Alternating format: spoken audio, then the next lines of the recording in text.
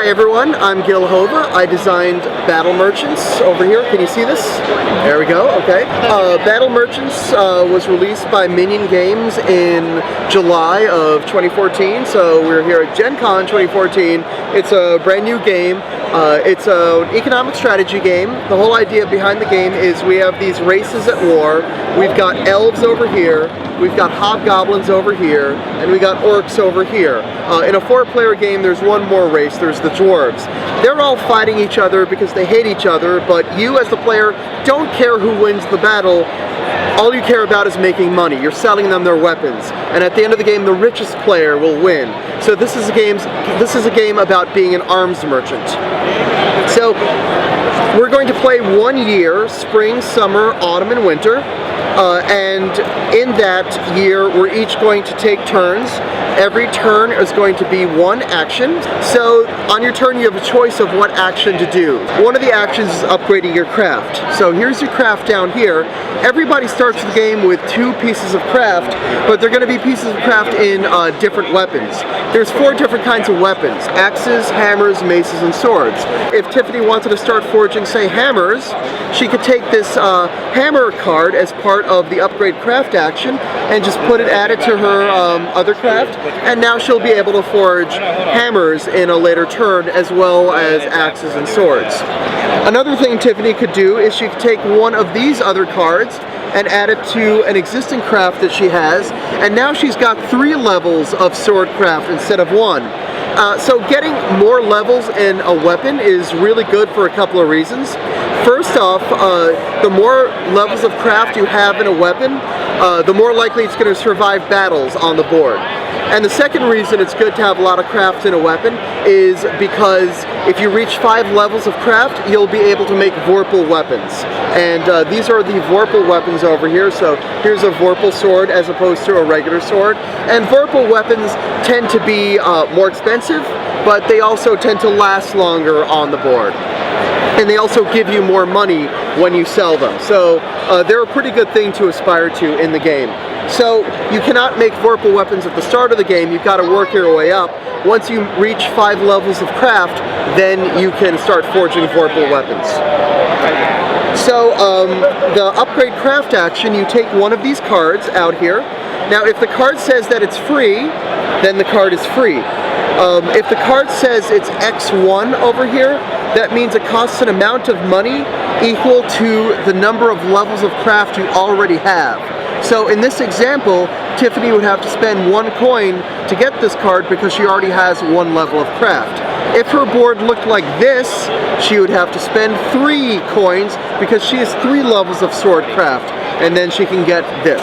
Now if we look over at Rhiannon's board over here, Rhiannon has no sword craft, so if she were to get this card, it would be free because 1 times 0 equals 0, and that's the way that works. So that's the upgrade craft action. So now let's go to the forge weapons action.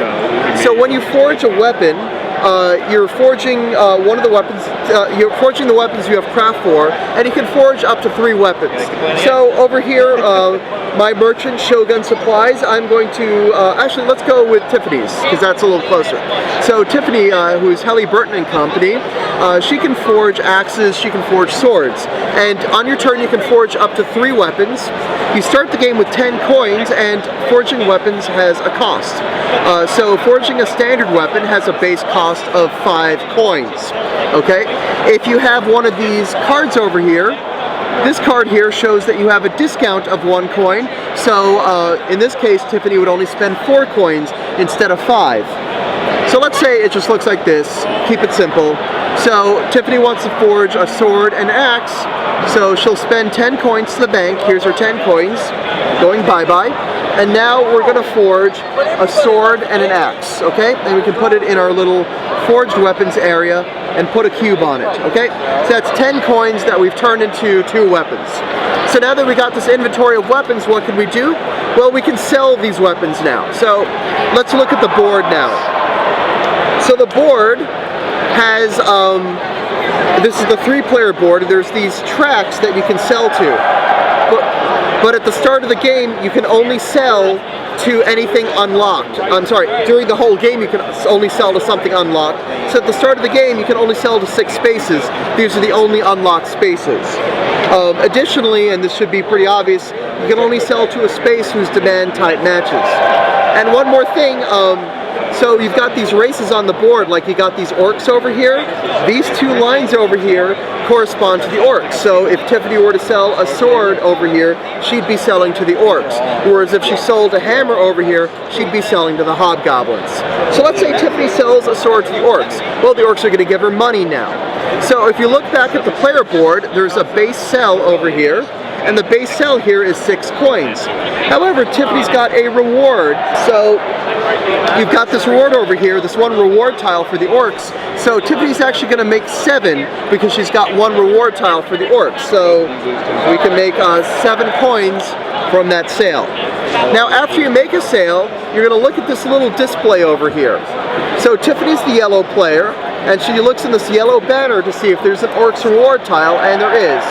So she's going to take it and she's going to bring that back to her player board and put it right over here. And now what that says is the next time Tiffany sells to an orc, she's going to get 2 coins instead of 1 because she's got 2 reward tiles. And that's going to snowball the whole game.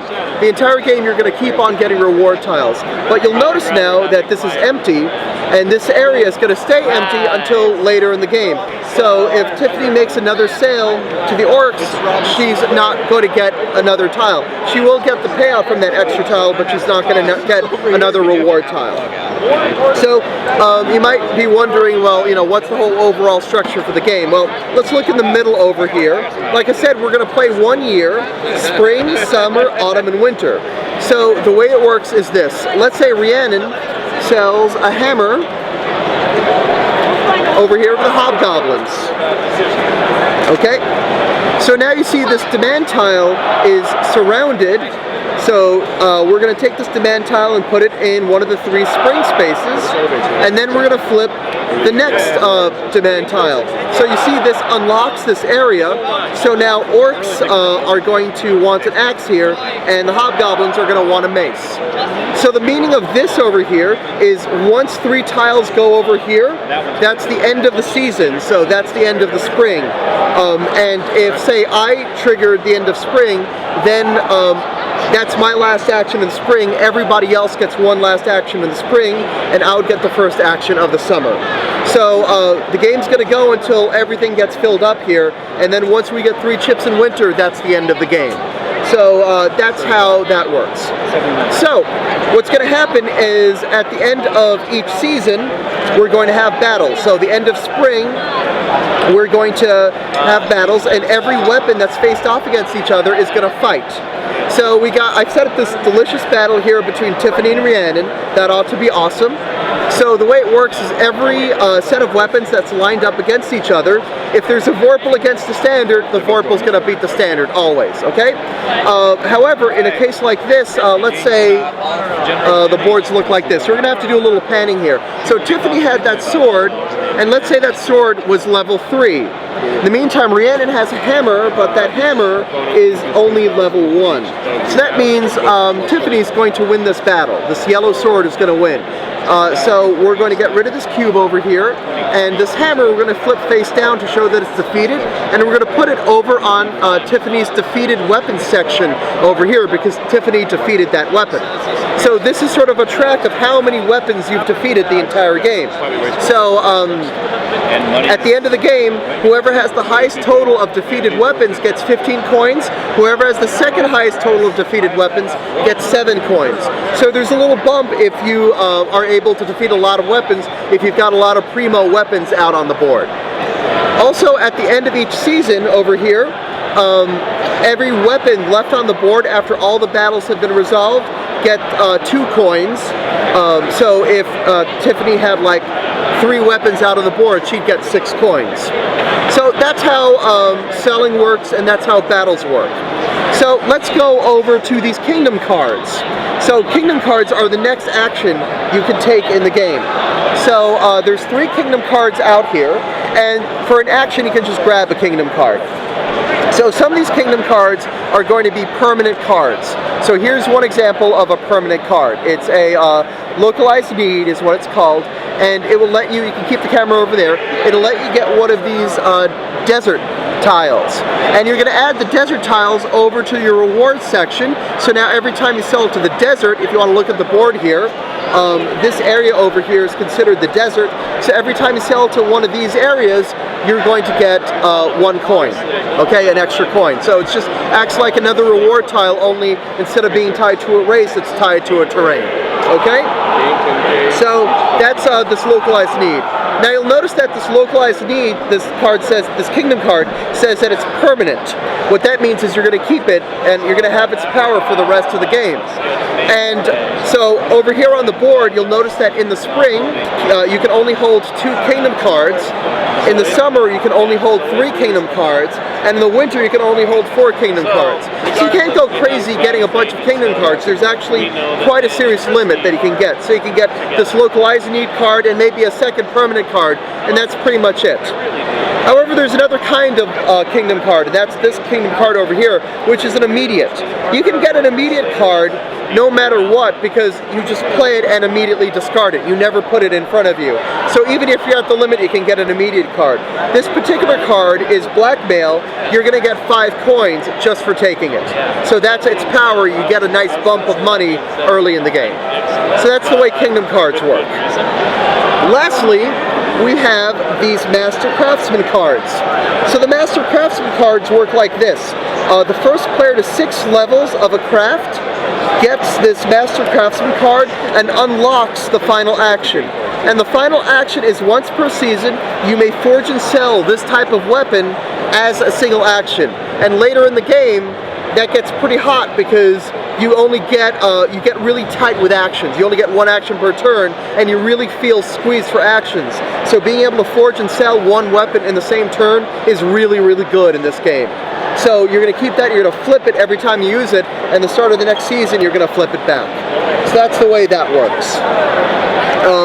Did I miss anything? I think the only thing I missed is that in between seasons, remember how Tiffany got that orc tile? And I said she couldn't get any more orc tiles? Well, at the end of spring, when it becomes summer, we refill this, and now she can get another orc tile and add to her orc tile collection. And that's it. That is pretty much the whole game of Battle Merchants. And that's really cool because that was like 10-15 minutes to explain the game, but it plays like a juicy economic game. And all 4 of my demos today took, so all 4 of my demos this weekend took 90 minutes to play. You know, nothing took longer than 90 minutes. So it's a really juicy economic game. If you're playing with especially slow players, it might take closer to 2 hours. But even then, a juicy economic game that's quick to explain, plays in 2 hours, you don't see a lot of those. It's really well balanced. There's a lot of different paths to victory, a lot of different ways you can game the kingdom cards and figure out a way to beat your opponents. And every game seems to play slightly differently also, which is really nice. Some games, people are really scrambling to get craft cards. Some games, they're really getting a lot of wild kingdom card powers. Some games are just really focused on selling a lot of weapons. So it's really different every game. And it really feels very different, and players will take different strategies, and they'll still be really close. Like they'll be within 5 points of each other, which is really nice. And that's it. That's the game of Battle Merchants. It came out gorgeous. The board looks great. James from Minion did a great job, as did Chuck Whelan and Clay Gardner, the 2 artists for the game.